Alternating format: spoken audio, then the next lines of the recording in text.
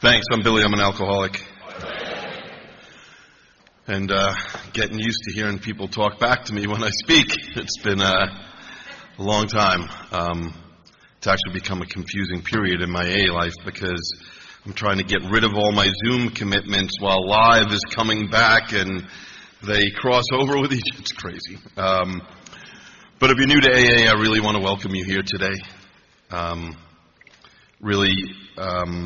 I hope that you enjoy this weekend. I hope that if you hate AA, like I hated AA, that you at least find one redeeming thing about this weekend, right?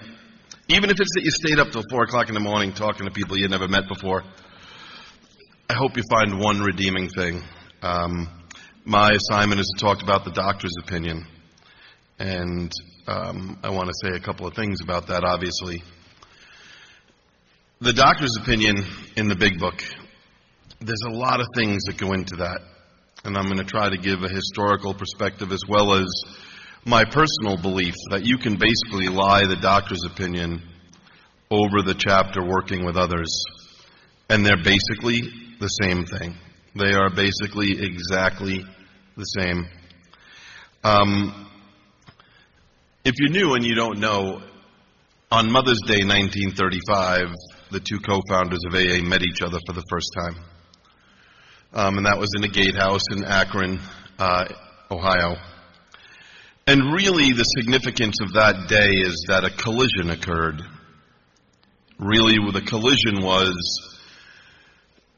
the problem which Dr. Silkworth knew, but he didn't know the solution.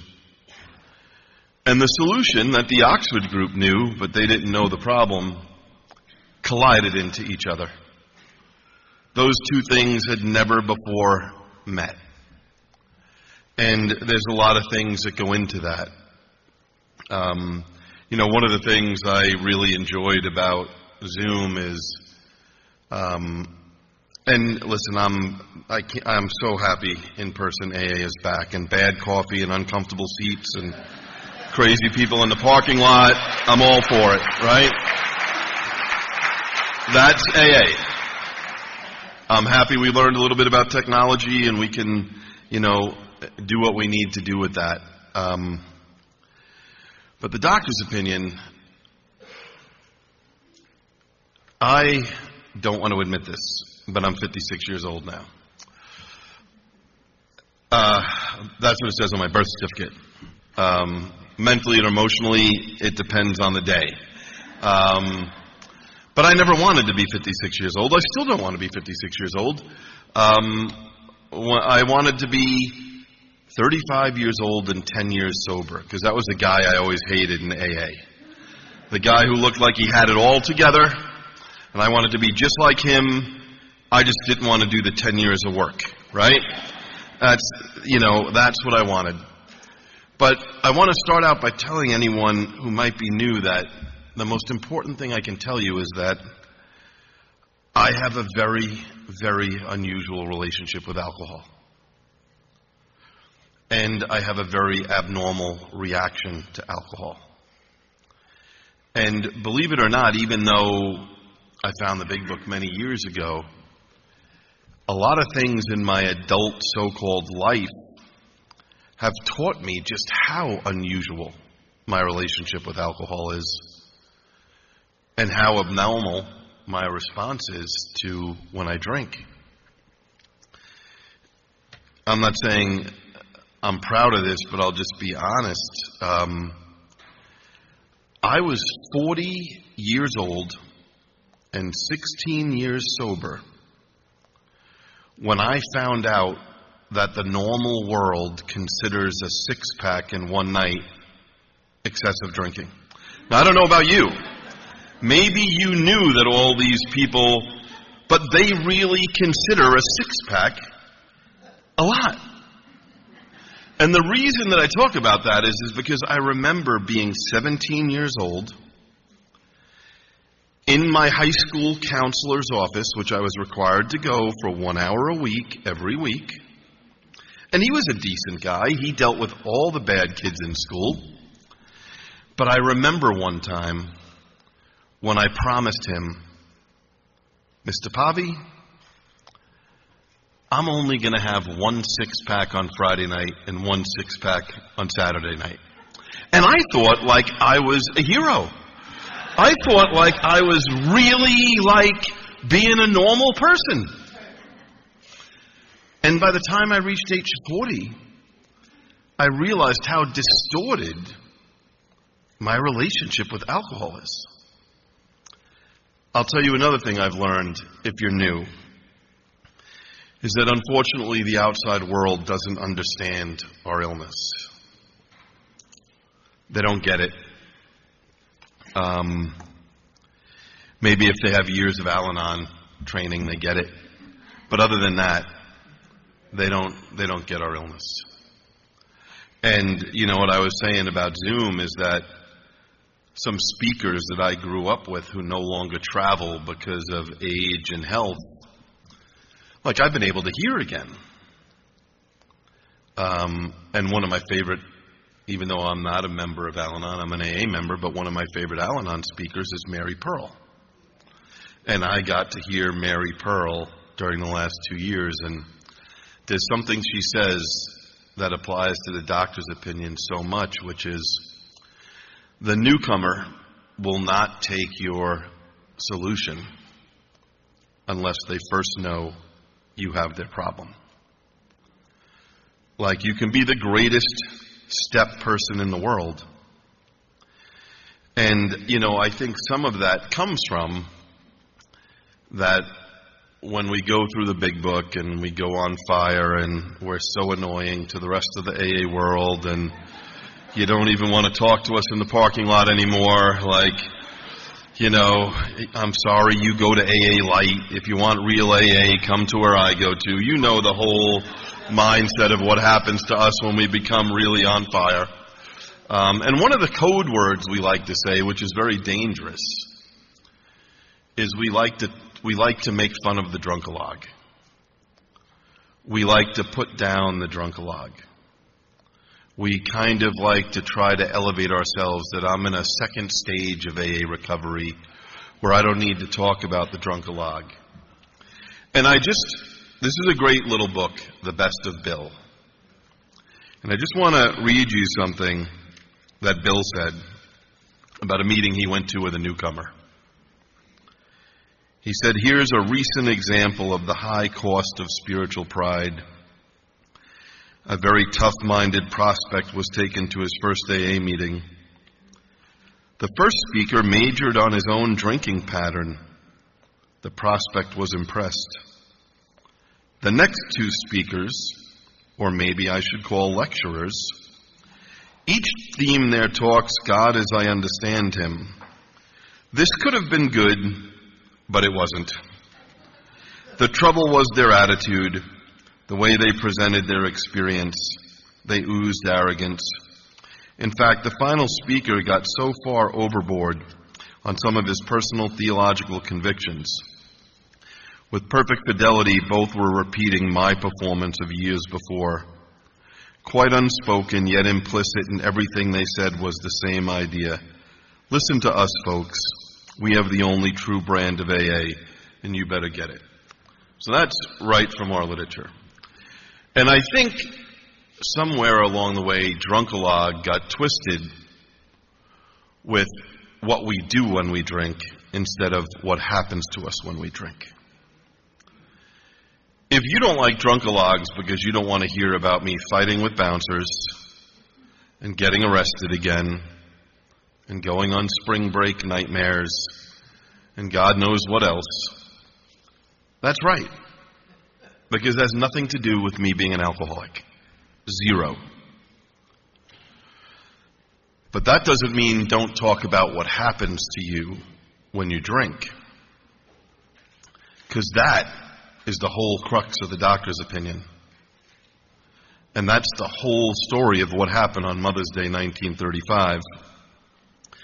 So one further lesson that I learned in my work world, and what I'm going to tell you is good. Yesterday was St. Patrick's Day, which is, St. Patrick's Day is like a season where I come from, not a day. It ends at like the end of Lent, and then stops around Easter. But I have had the same career for a long time now, and I travel a lot, and I go out to dinner a lot, and I have for the last 20-something years. And so I've met a lot of people that I've become close to, and some of those people know that I'm an alcoholic. And sometimes some of those people, we're so engineered to believe that there's us spiritual beings and the horrible outside world. What I've learned is it's really the complete opposite. There's really a lot of great people in the outside world, just not the kind of people that I'm naturally attracted to. That's really how that goes. But what I have noticed, and this is 100% accurate up until today, anytime I have been out with people at work, 2 or 3 people at a dinner table, and I have told them a little bit about my story, and I tell them that I came to AA at age 14, 100% of the time, one of them has to say, "You must have had a really rough childhood." They can't help themselves. They just can't help themselves but want to find an external reason that's the responsibility of my internal condition. Now, what do I know about that? You know what else I've learned going to dinner for work for the last 20 years? There's a lot of people allergic to shellfish. I don't know if you know that. I found that out, right?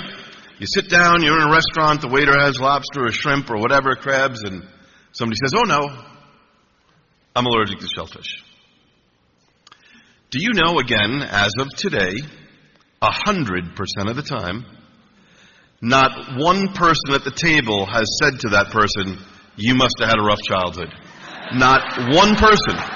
Not one. Not a single person. They just accept that that person has a medical allergy to shellfish. The parents didn't cause it. Being poor growing up didn't cause it. Being adopted didn't cause it. Being Irish Catholic didn't cause it. There's just something wrong inside their DNA.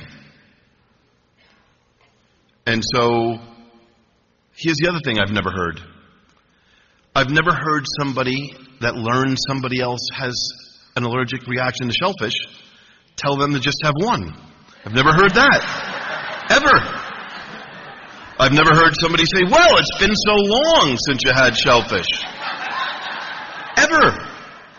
The outside world just accepts that medical rationale that that person cannot safely eat shellfish. Unfortunately, a lot of the outside world does not accept that about us. They want to come up with some external reason for our internal condition. If you look at Dr. Silkworth and his work, and you look at what got us to there, just think about any time Dr. Bob was interviewed about why that first meeting on Mother's Day 1935, where Dr. Bob agreed to give this guy from New York 15 minutes, lasted a couple of hours. And any time Dr. Bob was asked about that and said, "Hey, how come it went so long?" And Dr. Bob always gave the same answer. Because he was the first person who ever described his own drinking that was just like mine. It was the first person I ever met who told their own drinking story that was the same of mine, which we've come to call the Me Too moment. That is the critical place to get every newcomer you meet in Alcoholics Anonymous to the Me Too moment. And Bill W., because we live in such an electronic world today, most new people we meet in AA have already seen the AA movies, right? They've seen the new Bill W. movie. They've seen the old one with the guy from the Rockford Files. They've seen the movies. And they know kind of the most famous scene in all those movies. And listen, I have a bad habit of talking bad about social workers and Al-Anon. So, let me make that disclaimer ahead of time. I love the Worldwide Fellowship of Al-Anon Family Groups and Alateen. I'm just a chronic teenage alcoholic. I didn't always feel that way, okay? There are a lot of other people in AA who their story is there's nothing worse than a belly full of booze and a head full of AA. My story is there's nothing worse than a belly full of booze and my mother's head full of Al-Anon, right? That's my story. I have the greatest respect for social workers in the world today. They have a noble, honorable profession. It's just that I told you, I'm 56 years old and I've still never been invited to a meeting with a social worker where I get good news. Ever. Ever. Any meeting in my entire life history that I'm invited to that a social worker is present at, I'm about to hear something I am not going to like. So, that movie gives a very Al-Anonic view of a particular part of AA history. It's the spring of 1935. Bill W. has been sober since December. He is depressed and he tells Lois in the kitchen at 182 Clinton Street, I can't get anyone sober. It's not working. And if you've seen the movie, you know what Lois says. She doesn't care. She's like, who cares? You're sober. It's all that matters. Now that's a great ending for Bill and Lois. If Bill stayed, at that time his batting average was 0.0. He was the worst 12-stepper in the history of Alcoholics Anonymous, which hadn't even started yet at that time. Thank God, before he went to Akron, he went to see Dr. Silkworth. Now, this story is not in the big book, but it is in AA Comes of Age, and if you've read Not God or a couple of other AA history books. But when he went to see Dr. Silkworth, he complained again that he could not get anyone sober. Dr. Silkworth said, tell me about your approach. What are you doing when you meet these people? And so Bill told him, and Dr. Silkworth said, that's a disaster. Like, your approach sucks. It's never going to work. You cannot tell a drunk that you were in a hospital and at 3 o'clock in the morning, God blew the window open and you felt like you were floating on clouds and had a spiritual experience. Like, drunks are just going to ignore you. It's not going to work. You have to stick to the medical estimate of alcoholism. You have to get the person that you're talking to understand that you have the same thing wrong with you that they have with them. And that comes down to two things: the physical allergy and the mental obsession. That's what brought Dr. Bob and reeled him in. Sometimes people complain that we have too much literature in AA or too many pamphlets or whatever else. And, I look at all that literature as kind of like, I don't know if anyone here ever watches like National Geographic fishing shows, but I've never gone shark fishing, but I find those shows kind of interesting. And if you've ever watched those shows, they have this thing called chum. They dump fish blood into the water, and it attracts all the sharks. It doesn't catch the sharks, it attracts them. And then the shark gets caught. And that's how I look at a lot of our literature. It's designed for people not in AA, not for people in AA. The big book is for people in AA. And if you go back to Dr. Silkworth and what happened in the gatehouse that day, and his letter in the beginning of the big book, which I'm going to talk about a couple of sections, history has not been kind to alcoholics. Our disease goes back thousands of years. Whether you're reading Far Eastern history in Asia or reading the Bible, I don't care what religion you are, by the way, but if you're just reading the Bible as a historical document, there's talk of people like us. People with bloodshot eyes. People who drink the grapes, the wine from the grapes. People who can't stop drinking. And I want to take you back to 1909 because for me, that is what led to AA and led to the doctor's opinion. And at that time, there was no AA. And at that time, the number one psychiatrist in the world was Sigmund Freud. And believe me, I'm a New Yorker, so when I go to Akron and I hear all this welcome home, welcome to the birthplace of AA, it kind of makes me sick, to be perfectly honest, because it was a New Yorker that went there and started AA, right? But I got to accept it, right? But for me, the birthplace of Alcoholics Anonymous is a place called Worcester, Massachusetts. Now, there's the last thing, as the diehard Yankee fan I am, is give any credit to that state, right? But I got to give it to them. That in 1909, Clark University was celebrating its 20th anniversary as the second college in America to offer graduate degrees. As such, they were having a big celebration, and they invited supposedly some of the smartest people in the world to their celebration. One of those people was Sigmund Freud. If you would do a lot of research on Freud, you would find out that he made a lot of his most celebrated talks were at Clark University in 1909. It has nothing to do with AA, but that's what they say about Freud. However, what is important to AA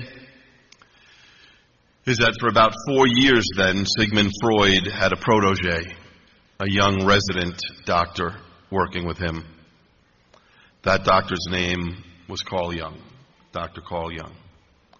Dr. Carl Jung came with Sigmund Freud to Clark University to carry his books, to carry his bags. And I saved a note. Just want to pull it up. While Dr. Jung was in the hallway and standing outside waiting around for Dr. Freud, he ran into the man who wrote The Varieties of Religious Experience. That would be William James, the psychologist from Harvard. And while they were outside killing time, Jung became enamored with James.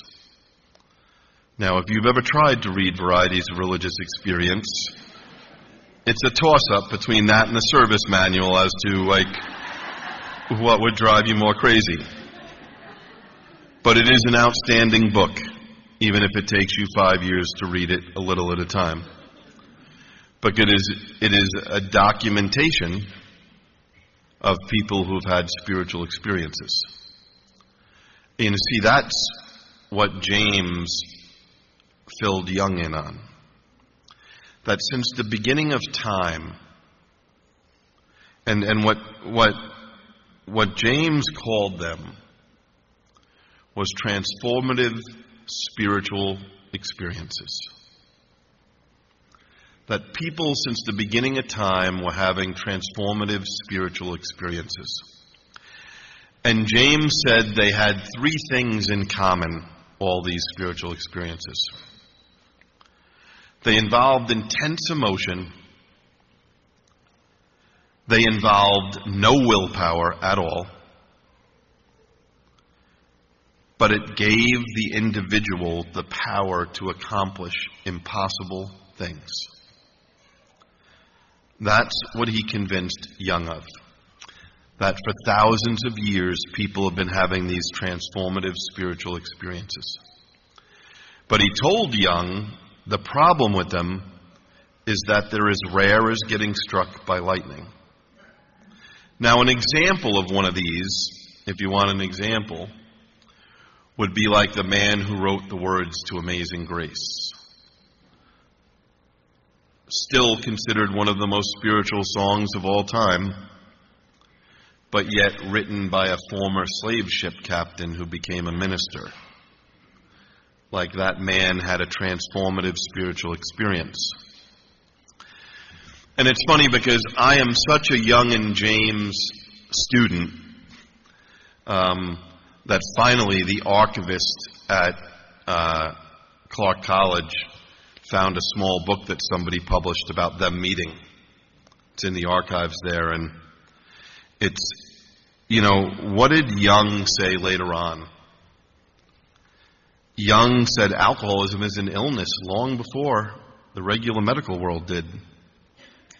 He said alcoholism crushes its victims by making them feel hopeless. And then he said there is no cure but a spiritual solution. And so it's amazing the timing, because William James died like 8 months after that meeting. If that had never happened, Carl Jung left working with Freud within a couple of years, and he went a different direction. And if you're familiar with our big book, you're familiar with the story of a certain American businessman who went over to Europe because his family was trying to get him help, and who is the doctor that's talked about in the big book, that this certain American businessman who we know is Roland H. He has that conversation with Dr. Jung, am I hopeless?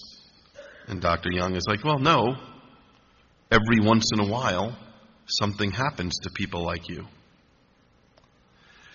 And so then we make it another 25 years, and Bill W. is bottoming out. And Bill W. gets to Towns Hospital for the last time in December of 1934 and has his spiritual experience. And, one of the things that I see in Alcoholics Anonymous, I just want to pull up my other big book because I made a note in that. Sometimes we see two tragedies in Alcoholics Anonymous that I witness. The first tragedy is when a real alcoholic is not sponsored by a real alcoholic. That if you're a real alcoholic, your life depends on a spiritual solution. The book is clear that if you're a heavy drinker or otherwise, you might not need this spiritual solution. And then the other thing I see where I live is there's just so many people with other diseases dying in Alcoholics Anonymous that are not alcoholic, and our egos tell us we're going to help everybody. Our egos tell us that because I'm an expert with the big book, I can help anybody because I can take them through steps 2 to 12. It doesn't matter what their first step problem is. And I want to be very clear here. I'm about as liberal and progressive when it comes to new people in AA as is possible. I believe that door should be so wide there shouldn't be a wall there. I believe the coffee should be so bad and the chairs so uncomfortable, and you should get to stay until you determine and figure out for yourself what you are. But I am not going to buy into the belief that is being sold. Last year, during COVID, there was a thing that thousands of AA members went to one night on Zoom. It was called The New Doctor's Opinion. And there, a new doctor said that gambling and sex and alcohol and drugs and food are all the same. And that is just simply not what I believe. And that is just simply not my experience working with new people. So when I say get somebody to the place that can help them, if you're an alcoholic, I don't care what other problems you have, because I know you have at least 10. Right? I'm talking about people that are not alcoholic, that have been beaten into submission by outside forces, that if they have one problem, AA can help them. And I want to read, and this is what I'm going to read out of the big book, out of the foreword to the second edition about Dr. Bob.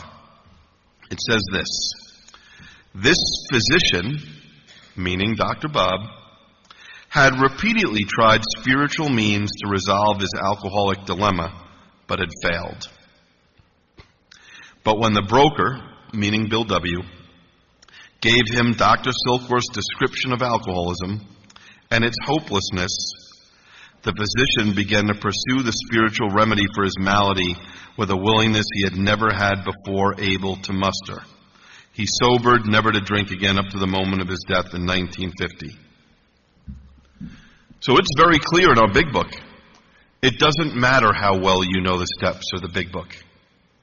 It doesn't matter how spiritual you think you are, or I think I am. The newcomer needs to identify. You know, I hear sometimes, and if anybody else has been to Joe and Charlie or other things like that, it drives me crazy sometimes because maybe you don't have this problem. While what makes me an alcoholic is that I am allergic to alcohol and have a mental obsession, I have learned in AA that there's a lot of other things some of us have in common. I don't know if you've learned the same. But I just happen to meet people that have a lot of other things in common like I do. What are some of those? If you tell me not to go somewhere, I have to go there. If you tell me not to hang out with a particular person, I know that person was put on earth by God for me to hang out with. I just know it. And I did not know that I make up my own definitions of words. I learned that in Alcoholics Anonymous. You know how I learned that? At Big Book weekends where they encouraged using a dictionary. A dictionary where I actually use the definition of the word, not the one I've created. I have a bad habit of doing that. And when I hear people try to twist words, when at the great Big Book workshops I went to with Joe and Charlie and Don P. and a bunch of others, Joe H., a bunch of others, they always stressed a dictionary. And I hear people sometimes say, alcohol is only mentioned in the first step. That might be the craziest statement in the history of Alcoholics Anonymous. There are some others that I find out there, but that one is probably the craziest. Joe and Charlie would say, if you work the steps off the wall, you have an off-the-wall program. And the only place you could assume that alcohol is only mentioned in the first step is on the wall. Because in the Big Book, which I'll go to page 103 to keep it simple, to the preface, the forwards, the doctor's opinion, the end of working with others, that's that many pages. And even if I want to not argue and not split hairs, I'll just go to page 40. It's half of the Big Book where the program of action is talked about is about identification. Exactly what Silkworth talked about. And I'm a person who, when I heard the first drink gets you drunk, I felt bad for you old people. I heard that when I was a teenager. Oh, the first drink gets you drunk. Really? I wear my drinking like a badge of honor. And I can tell you, I'm a good drinker, and the first drink definitely does not get me drunk. I figured that out by the time I was 18. I told a counselor at Catholic Charities DWI program that the first shot after the 8th beer got me drunk. That's how intelligent I was. The first shot after the 8th beer. And I love the doctor's opinion because the physical craving is described in the Big Book from the doctor's opinion to the top of page 23. And what I was taught is to use the doctor's opinion as a tool by looking at what happens to me after the first drink. That's what the doctor's opinion is. It's a tool for me to examine what happens after the first drink. And if you look at the opening of the doctor's opinion, it says, "We of Alcoholics Anonymous believe that the reader will be interested in the medical estimate plan of recovery described in the Big Book." And I finally had to get to a place where I had to ask myself, am I interested in the medical plan? And it goes on to say, in late 1934, I attended a patient who, though he had been a competent businessman of good earning capacity, was an alcoholic of a type I had come to regard as hopeless. So I need to ask myself that question too. Was I the type of alcoholic that other people described as hopeless? That's a big yes for me. Then if you drop down a couple of paragraphs, it says, the doctor says, "I personally know scores of cases who were of the type with whom other methods had failed completely." And I have to ask myself that question. Am I the person where other methods failed completely? And that answer is yes. It goes on to say, in this statement, he confirms that we who have suffered alcoholic torture must believe that the body of the alcoholic is quite as abnormal as his mind. But we are sure that our bodies were sickened as well. In our belief, any picture of the alcoholic leaves out the physical factor is incomplete. The doctor's theory that we have an allergy to alcohol interests us. It explains many things for which we cannot otherwise account. And, I see a lot of young people here, and I got sober young. But I can tell you, it's dangerous for everybody, but especially for young people, that there's nothing more dangerous in Alcoholics Anonymous than a healed body and a sick mind. It's the most dangerous combination in Alcoholics Anonymous. And for young people, we bounce back quicker. You ever go to the hot, in young people's meeting where everybody's going? You ever see someone walk in the door and they look like they're almost dead? And then a month later, they're vaping outside and they look like $1 million? Like the body just bounces back so fast. But the mind, that's the problem. And for me, how does that show up in my life? I came here when I was 14 years old, and I had a choice. This judge, he was unlike most other people I had met up to that point. A lot of the type of people who like to help people like me, they have big hearts. And the one thing about somebody with a big heart is you can play with their feelings. That's what I learned by the time I was like 8 years old.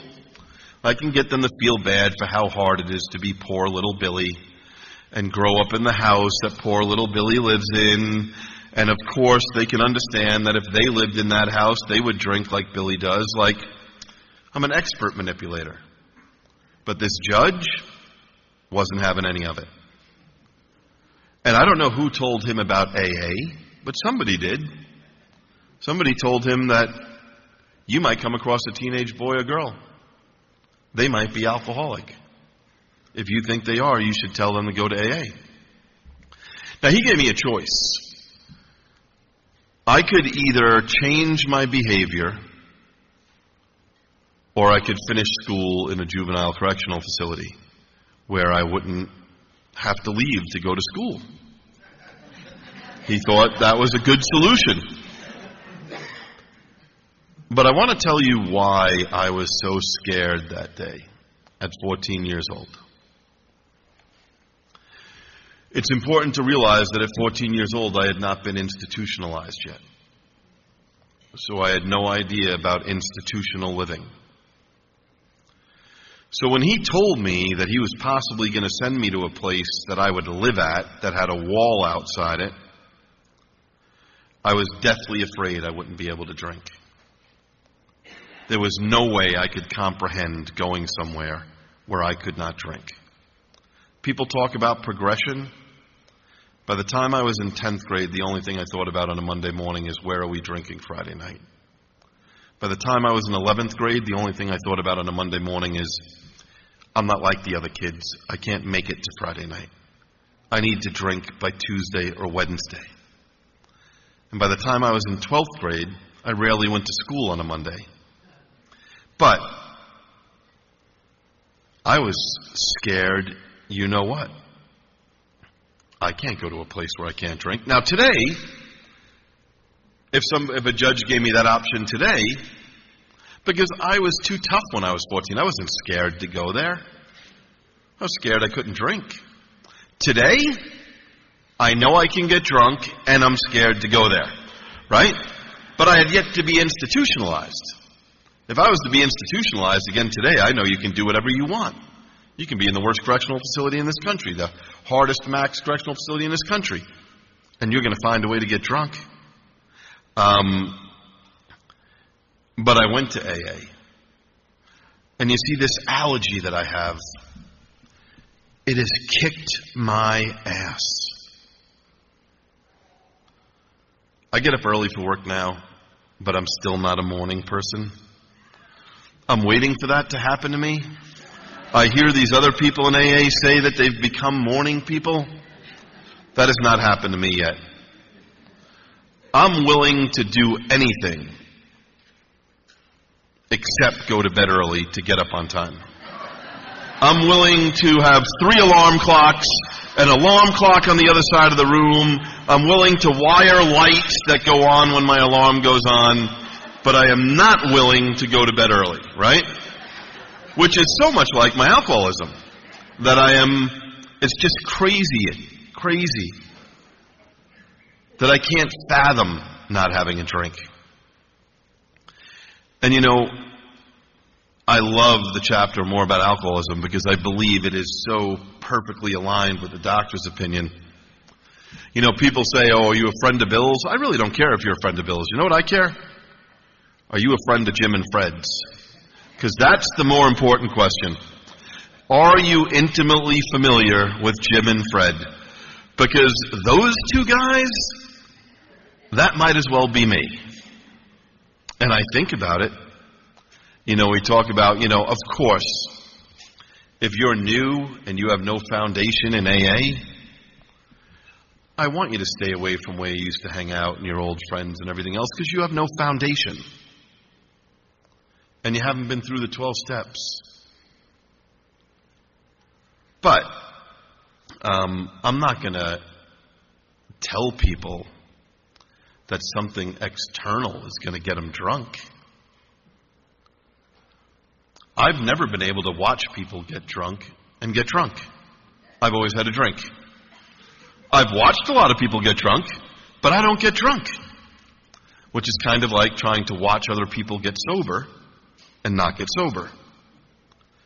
It's impossible. You eventually have to do your own work.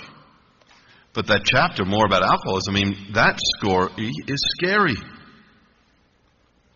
It doesn't say, on the day I got the greatest job of my life and got fired. It doesn't say, when I was 7 years sober and the IRS finally found out not only where I lived, but where I worked, and I got a check for 7 cents. It doesn't say the day I had to pay all my back child support. It doesn't say anything. You know what it says?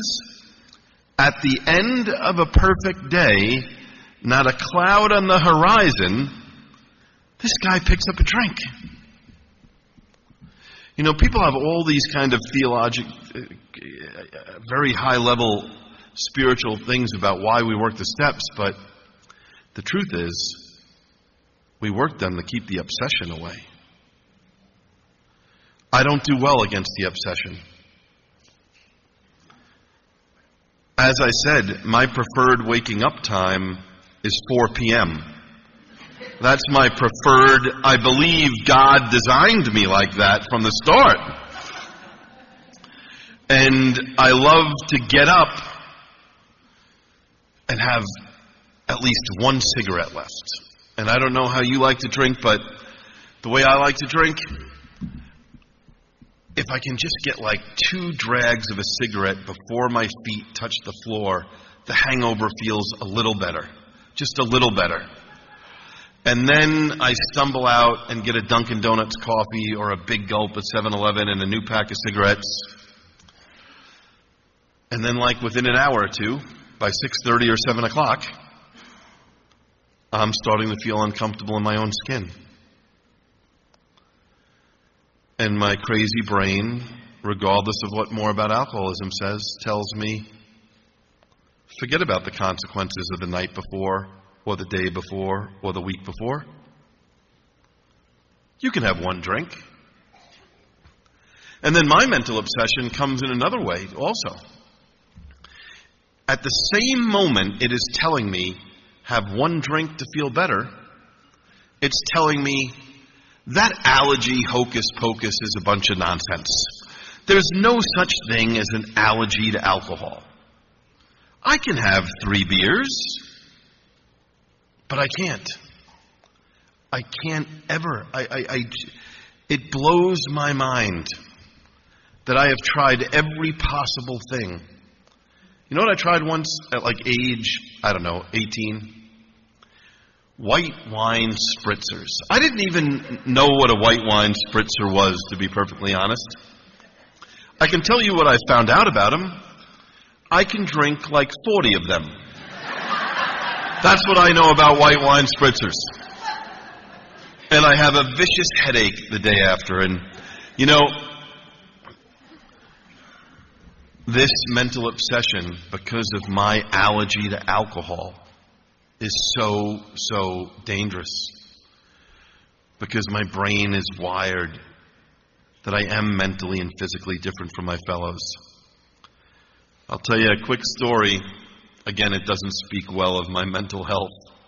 But when I was 9 years sober, I had to have knee surgery. And I was at my surgeon's office after the surgery and talking about physical therapy. And he said, how much softball you playing these days? And since I do everything in moderation, I said, I just play in 3 leagues. He's like, oh, 3 leagues. I said, yeah, 3 leagues. And he said, you know, I'm not saying you're old, but you might want to think about laying up on the 3 leagues. So anyway, you know, I go through my physical therapy. It's the next summer. I was so proud of myself that I didn't play league softball that summer. I was walking to an AA picnic in Chicago. I was going down towards the lake. And as I looked down to where the picnic was, I saw like a crushed hamburger box at first base. And somebody's like shirt was second base. And like half the broken cardboard cooler was third base. And in that instant, my mind said to me, you know, the doctor wasn't talking about a friendly game among friends. He was talking about league. Now, before I go on with this story, if you're new to AA, I just want to give you a little tip. There's no such thing as a friendly game amongst anything in AA. I don't care if it's spades, Trivial Pursuit, euchre, golf, volleyball, baseball. I meet people like myself. I am a horrible loser and an even worse winner. That's who I meet in Alcoholics Anonymous. But I walk to the picnic, and where am I 2 hours later? I'm in left field, right where I like to be. I love to play left field. And there's a guy up at bat. Now, my family, again, they didn't make me an alcoholic, but they passed other traits on to me. I have the ability to hate you even though I've never met you. I learned that from a young age. I know that, right? I don't have to like you, and I don't even know you. And so there's a guy up at bat. I don't like him. I've never met him. I've never even seen him in a meeting, but I do not like him. Why? Well, probably because he seems to be really good at softball and he's good looking, so I don't like him. And the first time he was up, he hit a great line drive. And so the second time he's up, he hits a wicked line drive to left field. That anyone who has played baseball for even like 2 minutes knows that you catch on one hop, and you throw to second base. That's how it works. You watch the ball fall in front of you, you catch it, and you throw it to the shortstop so that the runner holds on first. That's what you do. That night, as I walked to my car, my knee was like 3 times bigger than it should be. I had dried blood all over my socks and my shorts. I had a Ziploc bag that somebody brought hamburgers in that I put ice in, and then there was a guy there who was a plumber, and I duct taped it around my knee because I was in so much pain. And as I was walking to my car, the only thing I thought about walking to my car was, that might have been the greatest catch I've ever made. It perhaps might have been the greatest catch I've ever made, and it's worth all this pain. And that is how I drink.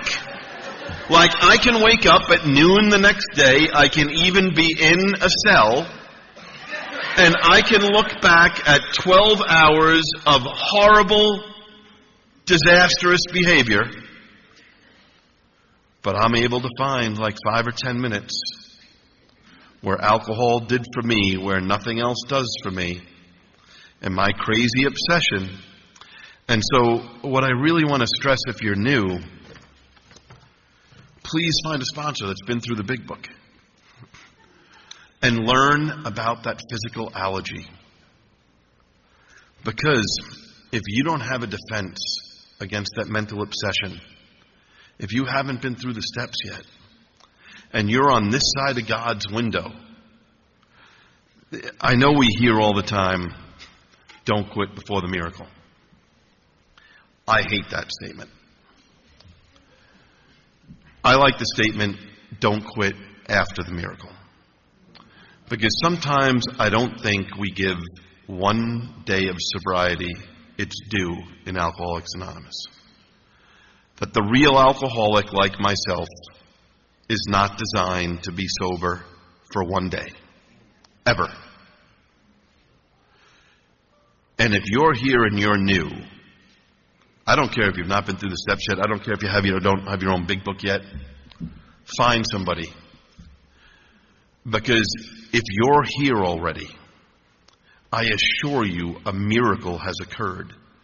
You just don't know it yet, but you will figure that out. So it's good to be back at in-person AA. Thanks for having me.